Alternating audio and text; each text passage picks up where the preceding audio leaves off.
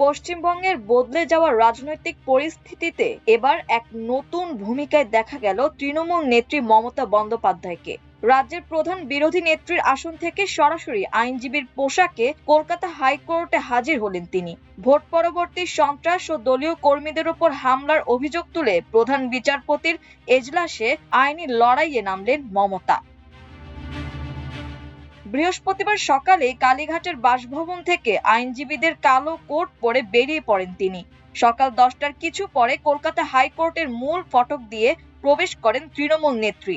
আদালত চত্বরে তাকে ঘিরে তৈরি হয় ব্যাপক কৌতূহল। বহু আইনজীবী, দলীয় কর্মী এবং সাধারণ মানুষ তাকে এক নজর দেখার জন্য ভিড় করেন। তবে কোনো মন্তব্য না করে সোজা প্রধান বিচারপতি সুজয় পালের এজলাসের দিকে চলে যান তিনি। যে মামলাকে কেন্দ্র করে আদালতে পৌঁছেছেন মমতা, সেখানে অভিযোগ করা হয়েছে যে বিধানসভা নির্বাচনের পর রাজ্যের একাধিক এলাকায় তৃণমূলের দলীয় কার্যালয়ে হামলা চালানো হয়েছে। বহু কর্মী সমর্থক ঘর ছাড়া হয়েছেন, আক্রান্ত হয়েছেন স্থানীয় নেতারাও। সেই পরিস্থিতিতে রাজ্যের শান্তি ও আইনের শাসন ফেরাতে আদালতের হস্তক্ষেপ চাওয়া হয়েছে।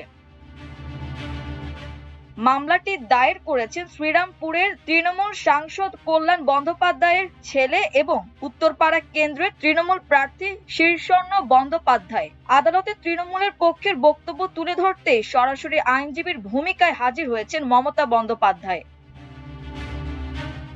রাজনৈতিক পর্যবেক্ষকদের মতে এই উপস্থিতি শুধুমাত্র একটি মামলায় সওয়াল নয়, বরং স্পষ্ট রাজনৈতিক বার্তা। সদ্য সমাপ্ত বিধানসভা নির্বাচনে ক্ষমতা হারানোর পর থেকেই তৃণমূল অভিযোগ করে আসছে রাজ্যের বিভিন্ন জায়গায় তাদের কর্মীদের ওপর হামলা হচ্ছে। সেই অভিযোগকে এবার আদালতের মঞ্চে তুলে ধরলেন মমতা নিজেই। ভবানীপুর কেন্দ্রেও পরাজয়ের পর বর্তমানে তিনি বিধায়ক নন, কিন্তু রাজনৈতিক ময়দান থেকে সরে না গিয়ে এবার আইনের লড়াইকে হাতিয়ার করলেন তিনি।